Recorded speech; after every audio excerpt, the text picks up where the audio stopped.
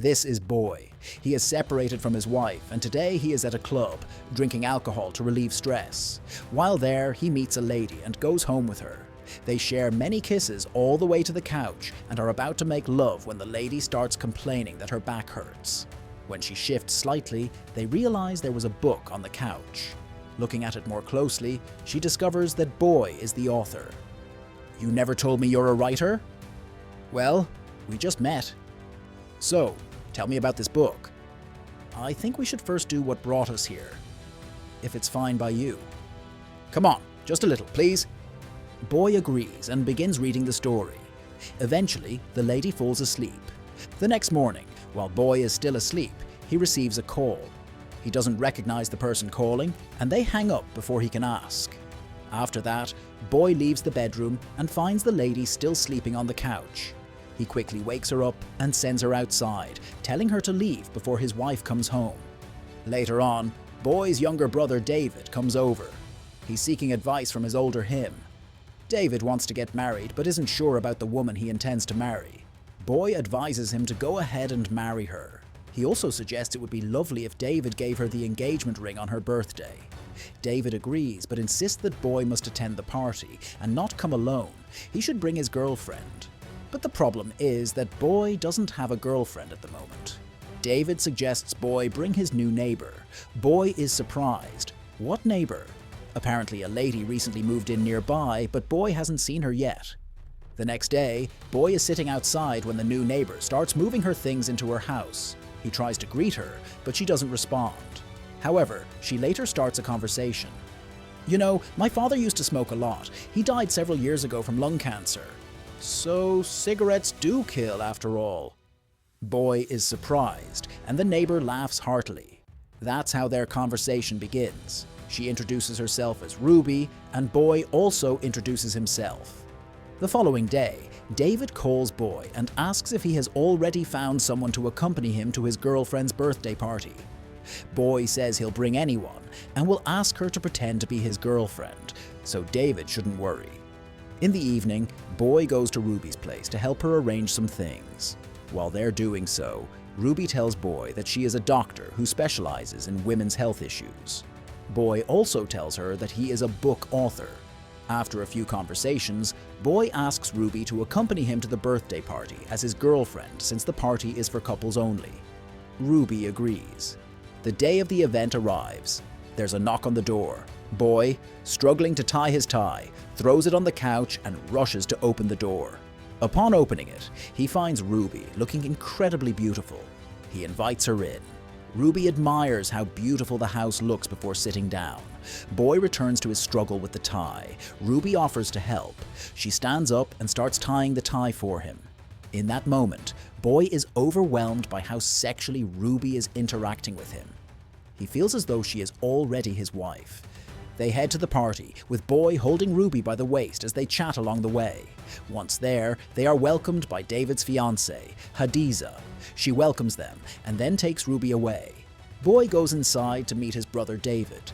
David is surprised to see Boy wearing a tie. He never wears one, mostly because he doesn't know how to tie it. He asks who helped him, and Boy tells him it was Ruby.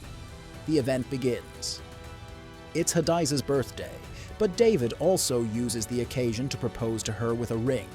As this moment is happening, a woman begins walking in from a distance. When Boy sees her, he becomes unsettled. He pulls David aside and asks him about that woman. David says he didn't invite her. It must have been her fiancé, as they talk often. Just then, Ruby returns and feeds Boy a piece of donut. They say goodbye to David and step outside. They go and sit near the swimming pool and continue chatting. Suddenly, that same woman appears again. Her name is Thames, and she is Boy's ex-wife. They had separated due to certain reasons. Boy introduces Thames and Ruby to each other, and they exchange greetings. Later, they're inside enjoying the party. Thames begins sharing sex-related stories. Ruby asks Thames what she does for a living, and Thames says she is a sex therapist. She deals deeply with sexual matters. Thames' topics begin to irritate Boy, and he stands up and leaves. Ruby follows him outside. This is when Boy finally gets the chance to explain to Ruby about Thames, that she used to be his wife, but they eventually separated due to some issues. Boy doesn't go into full detail about why they separated. Meanwhile, Thames is spying on them from a distance. The next day, someone knocks on Boy's door. He opens it and finds Ruby. She's brought a pizza as a gift. Ruby tells Boy, "There's a nice place I know where we could go for a meal together if you're free." "I'm not ready to get into a relationship right now. I didn't say we're going on a date." "Well, if that's the case, then fine. But I feel like you still love your wife." "That's not true." "It seems like you had a very deep love that even led to marriage. But what I don't understand is why you separated. I know you said you broke up, but from the way you were looking at her at the party." "Are you done?" "First of all, my marriage is my personal business." "I'm very sorry for asking, Boy." "Don't worry, I have work to do here, so if you're done, you can leave now."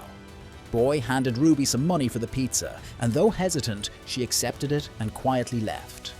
That night, Boy got extremely drunk and staggered home, barely able to stand.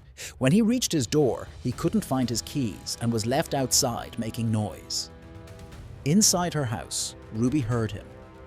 She came out, found Boy completely drunk, and brought him into her place to sleep for that night.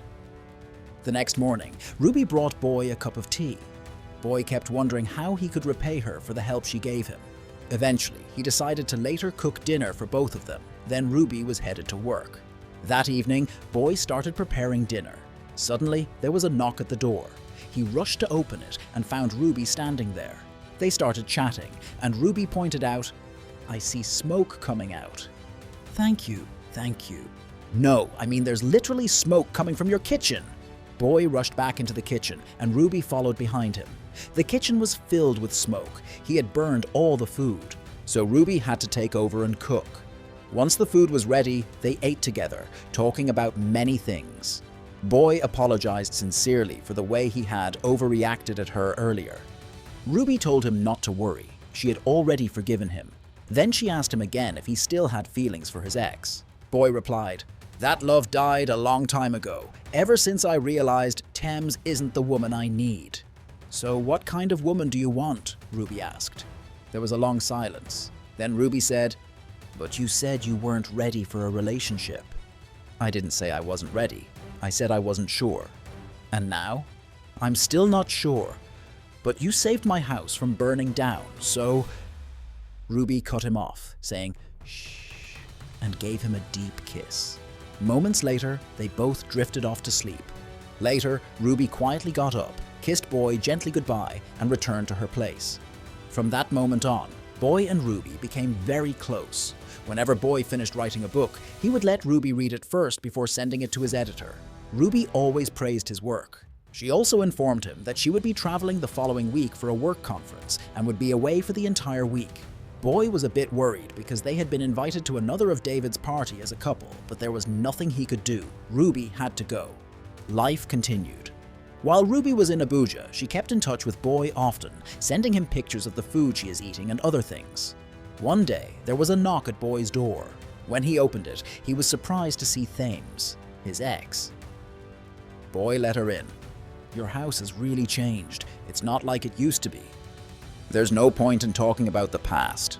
Thames walked over to him and told him to calm down and relax. She then suggested they go out so she could cheer him up. Boy agreed. Thames took him to a certain restaurant that was currently closed. It was the place where they had gone on their very first date. Being there brought back many memories from their past relationship. Thames asked about Ruby. Boy said she was doing well. "You two don't even match. You're complete opposites." "But people said the same about us." "We had something in common." "What was that?" "Our chemistry." Afterwards, they returned home. As they were saying goodbye, they tried to kiss but kept failing. Eventually, Boy got out of the car, but both of them were already overwhelmed with emotion. They couldn't resist their feelings any longer and ended up making love. The former lovers had now revived their relationship and started spending more time together. Thames became very supportive of Boy and his writing. One day, Thames showed Boy the camera they used to use to record their moments. It held so many memories. Boy was happy to see it again and remembered how joyful and loving their relationship had once been. He asked her, "So what's our way forward?" "I thought we were on the same page. This is a one-time thing. I'll support you until you finish writing your book." Though Thames still had feelings for Boy, she didn't believe they had a future together. Boy felt deeply hurt. The next day, Boy told David what had happened. David scolded him for sleeping with his ex while he has a relationship with Ruby. Boy explained that it was a one-time thing and he had no intention of continuing it. That night, Boy returned home and found Ruby sitting outside looking sad. It turned out the conference Ruby had attended didn't go well. She had met her old boss, the one who used to sexually harass her, and he was the reason she had moved to the neighborhood in the first place. That's why she was upset. Boy comforted her and the night passed. The day of the engagement party finally arrived. Boy came with Ruby. At the venue, Ruby went into Hadizah's room, but shortly after, Thames entered too. After a brief greeting, Ruby's phone rang and she stepped out to take the call. Hadizah took the opportunity to confront Thames about having sex with Boy, knowing full well he was in a relationship with Ruby. Thames tried to deny it, but Hadizah said she had seen the text messages exchanged between Boy and David and knew everything. Thames defended herself by saying that Boy still loved her, and even the book he was writing was about their relationship. As for Ruby, she claimed Boy had no feelings for her. Unfortunately, Ruby had already returned and was standing at the door. She heard everything. She walked into the room, picked up her handbag, and wished them both a good day before leaving. She went down the stairs in tears. Boy saw her and followed her. "Wait, whatever you heard in there, I can explain." "There's no need. You know what? I'm okay. You don't have to say anything. I just want to know one thing. Do you still love Thames?" "Oh, never mind." Wait, I am not in love with her. But Boy, it still seems like you do. It's hard for me to trust you. I asked you, and you denied it. Now I feel like a fool for believing you. Ruby, please. Boy, please be honest with me. Did you agree to be my boyfriend just because you felt sorry for me? Boy didn't say a word. Ruby walked away in tears, and Boy left too. A few days later, Boy called Ruby and begged to meet. Ruby agreed. When they met, Ruby told him she was going back to Abuja to open a case against her former boss. She was also moving there permanently for work. She wished Boy and his ex the best and told him to carry on with his life. Boye had no choice but to let her go. From then on, Boy found himself watching the old videos he had recorded with Thames. They had been so in love. The memories overwhelmed him. He felt hopeless and decided to go back to Thames. He begged her to take him back, cried his heart out. Thames accepted Boy back. And that's where the movie ends. Title: All the Habits. I am Evans and this is Nollywood Recapped. Please subscribe for more Nigerian movies recaps.